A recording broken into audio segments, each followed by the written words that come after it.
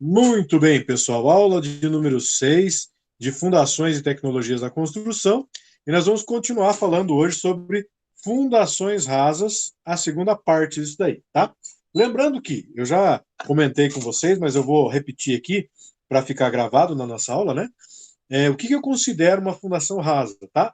Tem autores que falam um pouquinho diferente, mas, assim, em termos gerais, o que significa uma fundação rasa? Seriam aquelas fundações onde é, a, a altura entre o nível do solo e a base no caso da minha fundação, né, ela tem um valor menor do que o tamanho de B, ou seja, da base da minha sapata, por exemplo, ou da minha fundação, tá? Então, essas fundações são consideradas fundações rasas. Por exemplo, se eu tenho uma sapata contínua que tem 2 metros de largura, 2 por 2, por exemplo, tá? E eu tenho uma escavação de 1 metro, por exemplo, tá? Perceba que a base dela de 2 metros, dou um exemplo aleatório aqui, tá?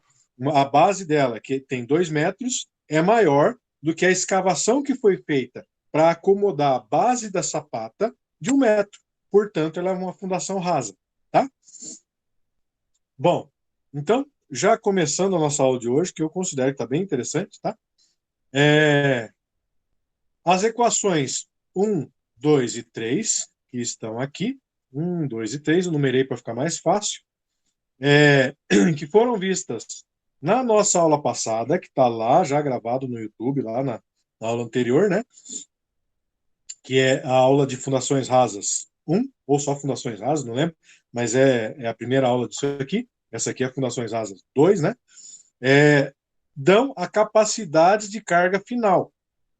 Ou seja, o que é a capacidade de carga final? É o QU. O que é o QU? É a carga que está sendo incidida pela sapata sobre o solo. Tá? Esse é o QU. É a capacidade de carga desse solo ali. Só que, ó, com base no pressuposto de que o lençol freático situa-se bem abaixo da fundação, né, nós começamos a ter algumas particularidades aí. Então, se eu olhar no desenho aqui, ó, eu vou ver que o lençol freático, eu tenho dois níveis aqui de lençol freático. Eu tenho o caso 1 e o caso 2. Aqui, ó, o caso 1 e o caso 2.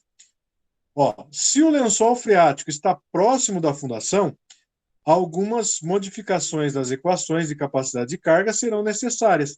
Então, veja aqui, ó, eu tenho um nível de lençol freático que está bem aqui, ó, que é o primeiro caso, tá?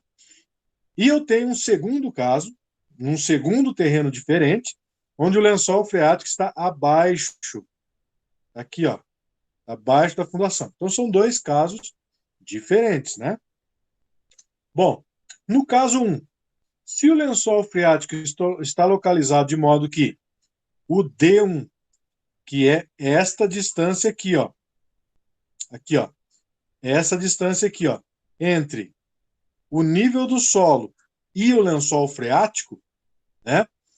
Ele seja maior que zero e menor que o DF. O que é o DF? DF é a distância entre a base da minha fundação até o nível do solo. Isso aqui é o DF. Aqui no desenho, né? O DF aqui, ó. Tá?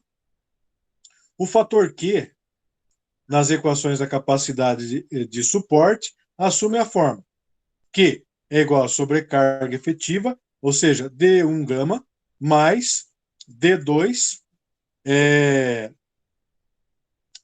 vezes o gama de saturação do solo menos o gama W. O que é isso aqui? É, eu, eu considero aqui, ó, que o gama é o meu peso específico do solo, tá? E o meu gama sat aqui, ó, é o meu peso específico do solo saturado, ou seja, do solo úmido, com água, né, eu diminuo pela massa específica, pelo peso específico da água, tá? Pelo peso específico da água. A gente já vai ver exemplos ali na frente, tá? Então, baseado nisso, eu tenho essa primeira situação.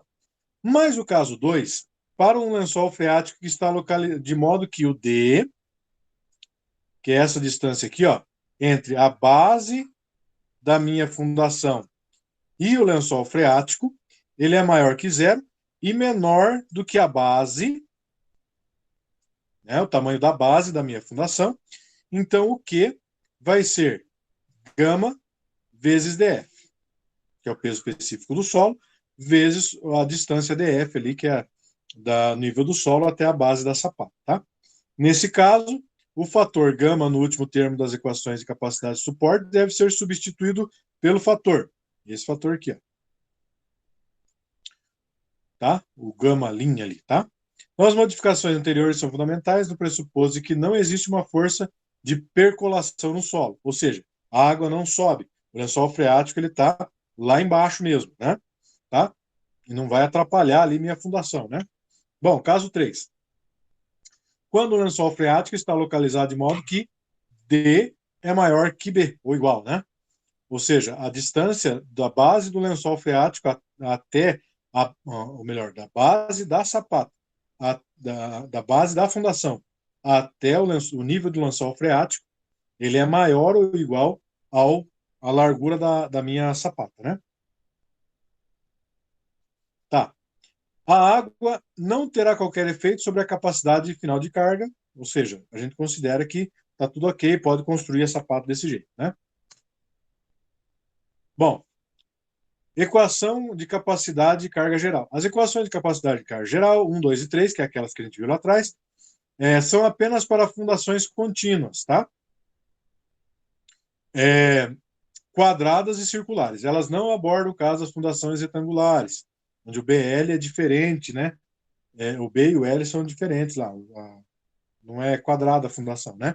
Além disso, as equações não levam em conta a resistência ao desalhamento ao longo da superfície da ruptura do solo, acima do fundo da fundação.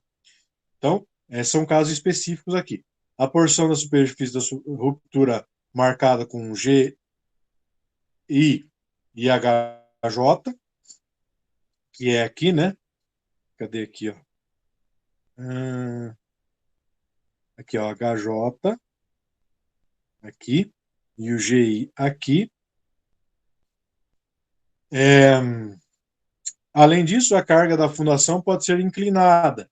Para considerar todas essas particularidades, esse autor aqui sugeriu a seguinte fórmula da equação geral. Então, ele deu essa equação aqui geral para a gente conseguir calcular esses casos aí, né?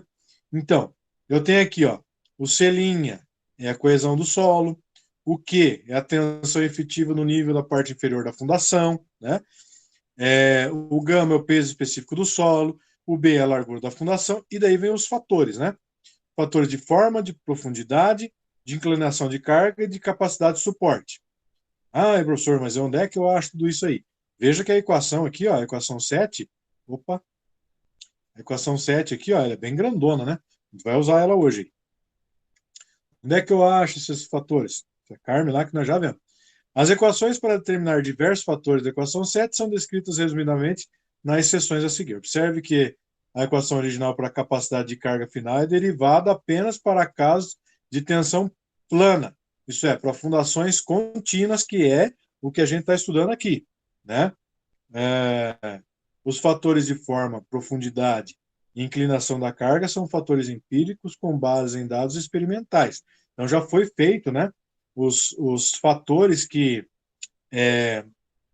compreendem essas particularidades de valores, né, que a gente tem tabelado aqui para esses cálculos, então eles já foram feitos.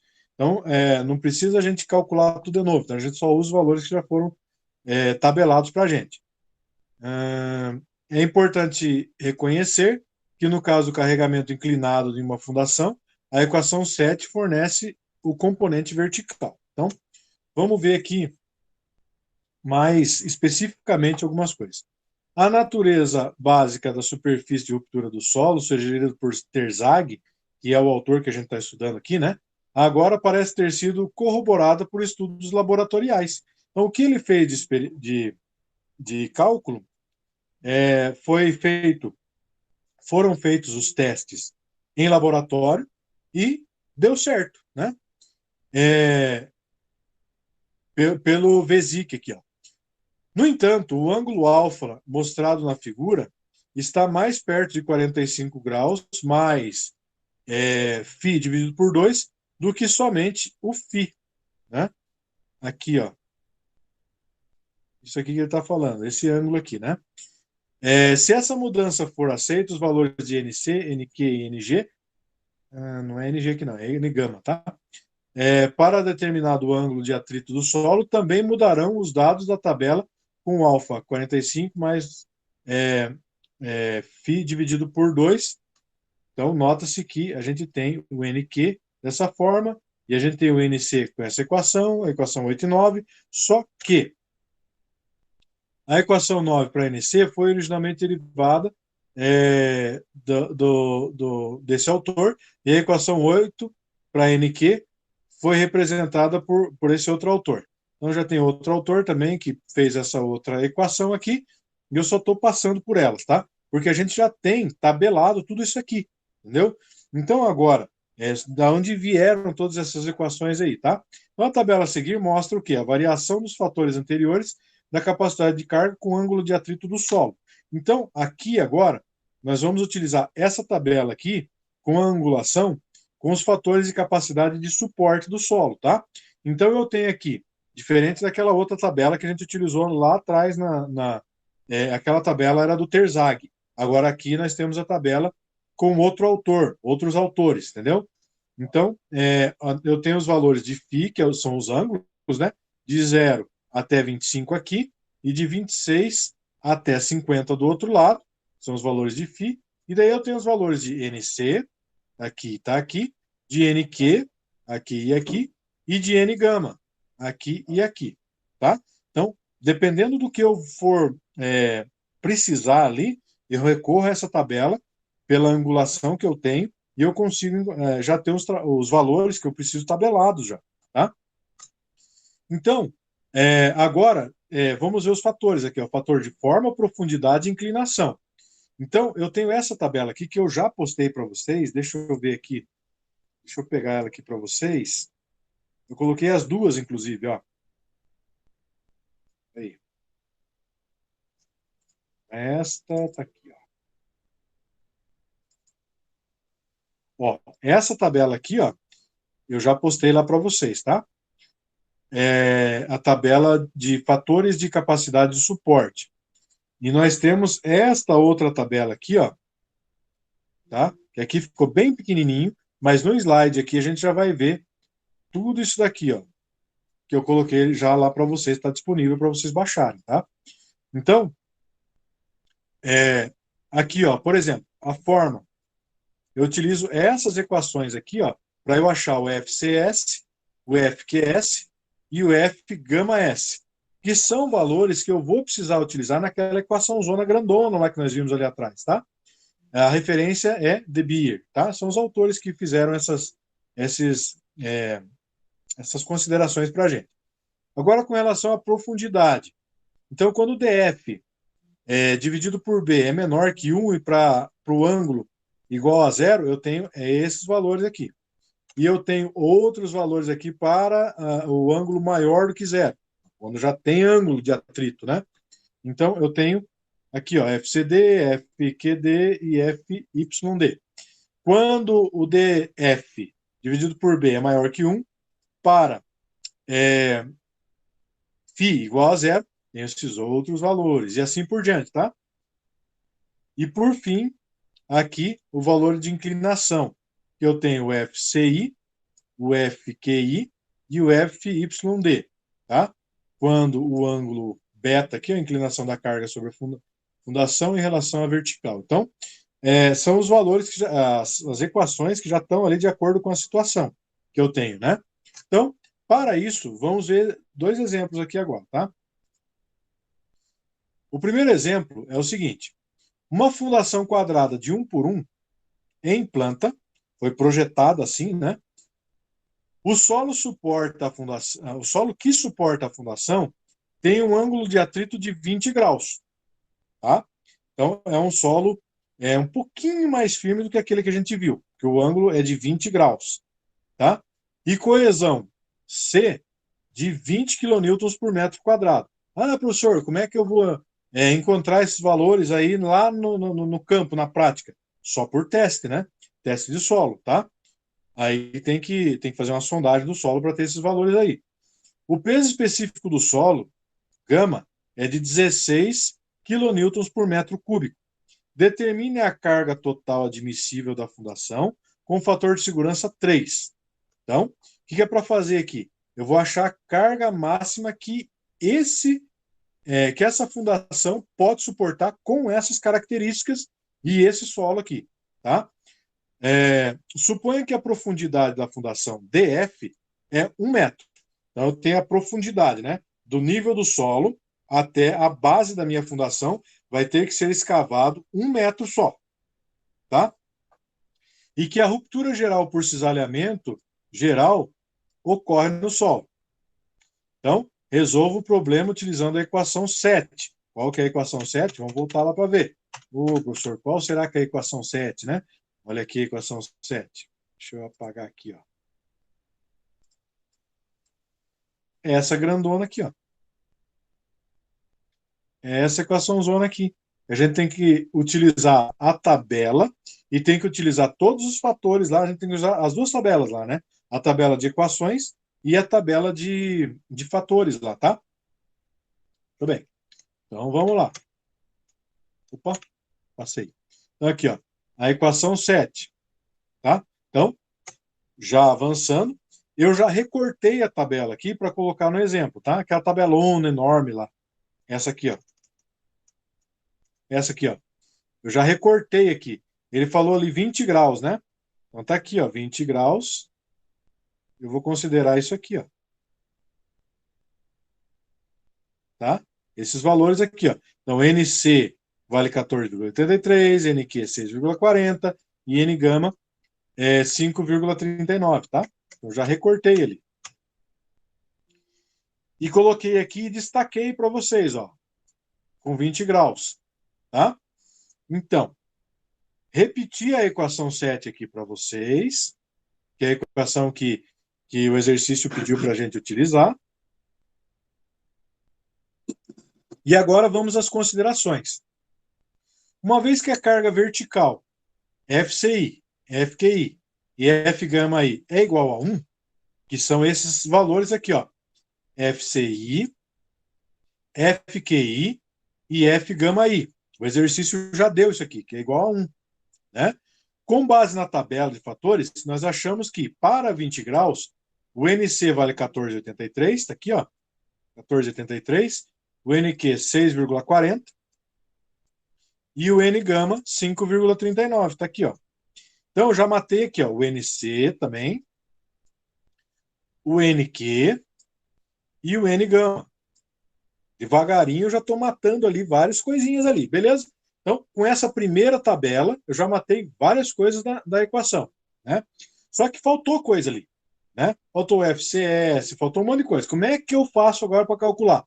Vou lá na segunda tabela, que é essa tabela aqui, ó. Começa aqui, ó, FCS, FQS e F gama S. Aquela tabela de fórmulas, né? Que é a tabela de fatores de forma, profundidade e inclinação, tá? Então, é, o que eu tenho aqui? Eu tenho 20 graus de inclinação.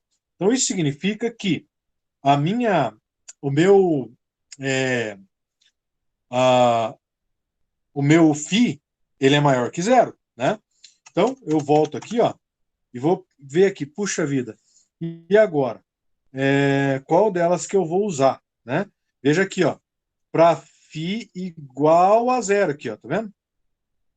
Então, não é essa. Tenho que utilizar para profundidade aqui, né? Φ maior que zero aqui, ó. Tá vendo? Então eu utilizo essa daqui. Vi um negocinho ali agora. Isso aqui não é elevado, não, tá? Mas no exercício ali tá dando para ver bem. Bom, cadê? Aqui, ó. Então agora eu só repito as equações. Então o FCS é essa parcela aqui da equação. Então, o meu B e o meu L, né? Eles valem, é uma sapata de 1 por 1, né? Ali. Então, o meu NQ e o meu NC, eu já achei lá na tabela. Eu coloco aqui. Quanto que eu achei de FCS? 1,431. Beleza. O FQS agora, utiliza a mesma equação. 1 mais 1 dividido por 1, tangente de 20. 1,364. F gama S é igual a 1 menos 0,4 de B sobre L, que é o 1 por 1, porque a sapata é de 1 por 1, né? Então vai dar 0,6. Agora o FQD. Por que eu quero o FQD? Porque preciso achar dele para eu encontrar, aqui, ó, para eu encontrar o FCD, tá? Então, é 1 mais duas tangentes do ângulo alfa, que é 20 graus, né? Menos o seno do ângulo alfa elevado ao quadrado, vezes DF sobre B. Lembrando que DF é a altura do nível do solo até a base da sapata, tá? Da fundação, no caso, né? Então, eu achei de FQD 1,315. Jogo na equação aqui, ó, para achar FCD. Eu vou precisar de toda essa turma aqui, ó, lá na equação zona grandona, lá, né?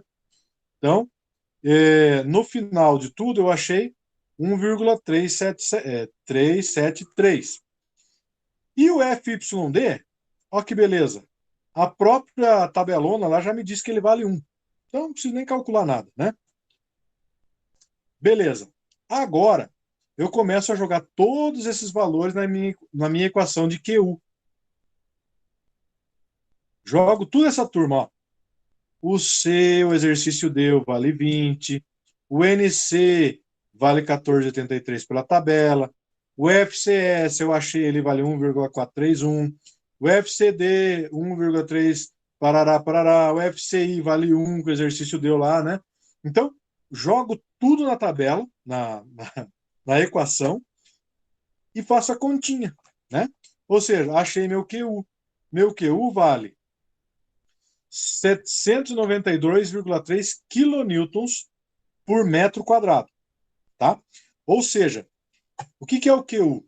É a carga que a minha fundação está exercendo sobre o solo, tá? 792 kilonewtons por metro quadrado, 0,3, né? Beleza. Só que agora eu tenho que utilizar um fator de segurança aí, tá? Meu fator de segurança vale 3. Então, para eu achar o Q total agora, que é o Q que vale mesmo, né? Que é o quente aí do exercício, eu vou ter que pegar esse valor de 792 que eu achei e dividir ele por 3, por causa do fator de segurança, de 3, né? Dividindo pelo fator de segurança, eu achei um Q total de 264,1 kilonewtons por metro quadrado. É isso que a carga da minha sapata está exercendo sobre o solo, tá? Beleza. Só que eu não achei a carga ainda, né? Eu achei a força que ele está exercendo sobre o solo. Agora eu vou achar a carga aqui, ó, que é o Qzão, né? Então, meu Qzão é igual ao Q total vezes o B ao quadrado. Peraí que parece que eu vi um errinho aqui. Vi mesmo. Porque aqui calculei com 2 vezes 2. Deixa eu calcular de novo aqui, eu já acerto já para vocês. Bom, 264 vezes 1 é 264 mesmo. Deixa eu já acho, já arrumo já para vocês aqui. Era só um pouquinho lá, que daí eu já. 1 vezes 1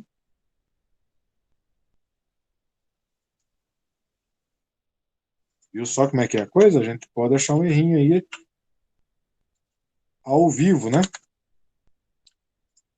Beleza. Agora sim, ó. Veja que faz sentido, porque se eu tenho olha só como a gente, como que eu observei esse erro aí, pessoal. Primeiro porque fui eu que fiz o slide, eu que calculei tudo aqui, né? E passou batido esse 2 por 2 ali. Que a gente utiliza um slide em cima do outro para poder calcular, né? E daí passou batido aquele 2 ali. Mas, ó, veja como que a gente analisa as coisas. Se eu tenho uma carga total de 264,1 kN por metro quadrado, qual que é o tamanho da minha sapata? Não é 1 por 1? Ou seja, vai ser o próprio 264,1, porque ela tem 1 metro quadrado, a sapata, né? Então, o Q total para essa sapata é o próprio 264,1, tá? Ou seja, a carga total que ela suporta é 264,1 kilonewtons. Não posso colocar mais do que isso para essas configurações aí. Beleza? Mas não terminou ainda. Agora vamos para o exemplo 2. Uma fundação quadrada B vezes B por B, né? Não é B vezes B, é B por B. Opa, então significa que agora eu não sei o tamanho da base da minha sapata. Beleza? Deve ser construída como mostrado na figura. Aqui, ó, figura. Suponha que o peso específico do solo é de 16 kN por metro cúbico. E o peso específico do solo saturado é de 18 kN por metro cúbico. Eu tenho. Tem calor aqui. Vou ligar o ar-condicionado. Eu tenho uma angulação de atrito de 30 graus. Tá? O meu DF, que é essa distância aqui, ó, é de 1,5 metros. E o meu D1, 0,7 metros. D1 é a distância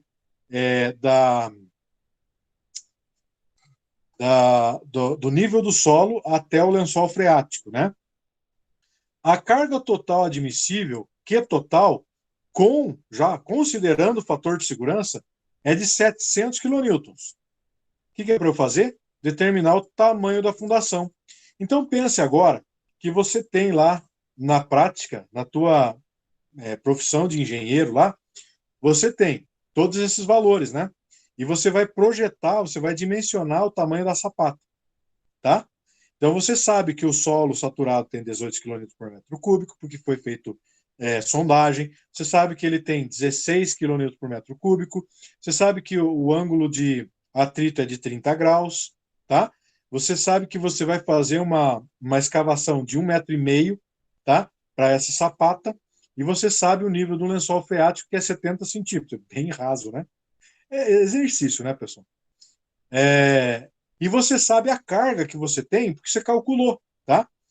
Você vai fazer ali uma varanda, tá? Você colocou ali, deu 700 quilonewtons nessa sapata aqui, beleza? Então agora você vai, é uma casa pequena, né? Você vai considerar todos esses valores e agora você vai pensar assim, poxa, agora eu vou dimensionar a base da minha sapata. É isso que você está fazendo aqui, tá? Então, utilizando a equação 7, nós temos todos esses valores, tá? Deixa eu ver aqui se faltou alguma coisa, falar para vocês, acho que não. Importante aqui, ó. O C, que é a coesão do solo, vale 0, tá? Foi considerado 0 aqui. Então, no exercício, a gente vai considerar 0. Por que isso? Porque daí parte daquela equação lá, ó, ela vai valer 0. Porque lembra que eu multiplico pelo C linha, pela coesão, parte da equação, quer ver? Eu vou voltar aqui para vocês verem. Aqui, ó, essa primeira parte aqui, ó, C', vezes toda essa turma aqui, ó, 0 vezes qualquer coisa, é 0 mesmo, tá? Então, essa primeira parte da equação já é zerada, de cara, né? Então, vamos lá, eu tenho que achar isso aqui, ó. Isso aqui que é o desafio desse exercício. achar o tamanho da base da minha sapata, tá? Então vamos lá. O que eu faço agora? Vamos para o Q total. Q total é igual à carga total, que é de 700, né? Dividido por B ao quadrado. Ih, B ao quadrado não tem. Pronto. Achei uma incógnita, mas pelo menos montei uma equaçãozinha aqui, né? Tá? Com base na equação 7, né? Com C igual a zero, para o carregamento vertical, arrumando toda aquela equação, eu chego nisso aqui, ó, para achar meu Q total, tá? Beleza. Então, agora eu considero lá na tabela 30 graus. Então, já coloquei para vocês, ó, 30 graus eu tenho valores de NC, de NQ e de N gama, tá? Todos eles. Beleza, achei que o NQ como sendo 18,40 e o N gama 22,40. Jogo tudo eles nas equações lá, né? Aquelas equações da outra tabela. Fiquei S, que é 1 mais BL tangente de alfa. E, professor, mas e agora? O B sobre L, como é que eu vou achar aí? Simples. O exercício não falou que a sapata é B por B? Ou seja, o B e o L não têm o mesmo tamanho? Então, a largura e o comprimento da minha sapata é o mesmo valor. Então, tanto faz o número que eu colocar. Vou colocar aqui 2. 2 dividido por 2 é 1. Vou colocar 1. 1 dividido por 1 é 1. Então, ele vai ser um valor igual, ou seja, vai valer 1. Né? Então, já coloquei aqui, ó, 1 mais o 1 dessa parcela vezes a tangente de 30 graus. Tá? Ou seja, eu achei 1,57. Ó, consegui, né? F gama S, já também joguei a mesma coisa, achei 0,3. FQD, fiz mesma coisa, tá?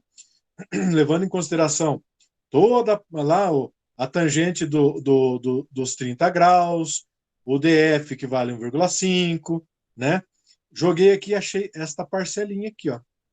E agora sim, né? Porque o B eu não tenho, ficou uma outra equação. E agora, o que eu faço? Vamos lá. O FYD vale 1 pela própria tabela lá mesmo, né? Então, agora o que eu faço? Vou achar o Q, tá? Então, o Q, já achei aqui o valor dele, por aquela equação lá de gama vezes gama saturado menos o gama da água e tudo mais, achei o valor de 15,62, tá? Que é um dos primeiros slides lá que tem nessa sequência aqui. Bom, então, agora, jogando na equação daqui do Q total, eu tenho o seguinte, já pensando que o Q total, ele já me deu que é o QU dividido pelo fator de segurança, que ele já me deu lá no início do exercício. Então, já chamo ele de Q total, já. Não preciso chamar de QU, né? Que é 15,62, que vale o nosso Q, que eu acabei de achar ali atrás, né? O NQ, 18,40, e assim eu vou colocando todos os valores que eu encontrei ali atrás, tá? No final das contas, eu achei um Q total com outra equação, que eu chamei de equação B. Então, eu tinha uma equaçãozinha A lá atrás e uma equaçãozinha B aqui. Porque aquele valor ali de 1 mais 0,43B que me quebrou as pernas aqui, né? Porque eu tive que levar em consideração esses Bs aqui da equação grandona e terminei numa equação menor. Só reduzi a equação, né? O que eu faço agora? Eu tenho dois Q total. Eu tenho esse Q total aqui, ó, que eu fiz lá no começo, que é a equação A, e eu tenho esse Q total que eu acabei de achar aqui agora. O que eu faço? Igualo as duas, né? 700 dividido por B ao quadrado é igual a 150 e parará, parará, né? O que eu faço agora? Igualo e, por tentativa e erro, descubro o valor de B, tá? Então, era esse slide aqui que tinha sumido que eu fiquei lá calculando no comecinho para vocês. Eu estava fazendo as tentativas e erro aqui. E daí encontrei de novo, que eu já tinha feito esse slide anteriormente, né? E não lembrava mais o valor que tinha dado. Então, eu encontrei aqui ó, o valor de 1,65, tá? Então, esse valor de 1,65, puta, professor, mas é quebrado. Posso colocar 1,7 aqui. 1,7. Sempre para cima, né, pessoal? Nunca para baixo. Porque se você diminuir o valor da sapata, fica ruim, né? Então, sempre para cima. 1,7 metros. Ou seja, vai ter 1,7 por 1,7. Ah, professor, posso colocar um pouquinho maior? Pode. Aí vai do financeiro ali da obra, né? Entenderam? Mas nunca menor, né? Então, matei mais esse exercício. Que agora eu consegui encontrar que o valor da base da minha sapato, do B, né, vale 1,7 por 1,7. Beleza?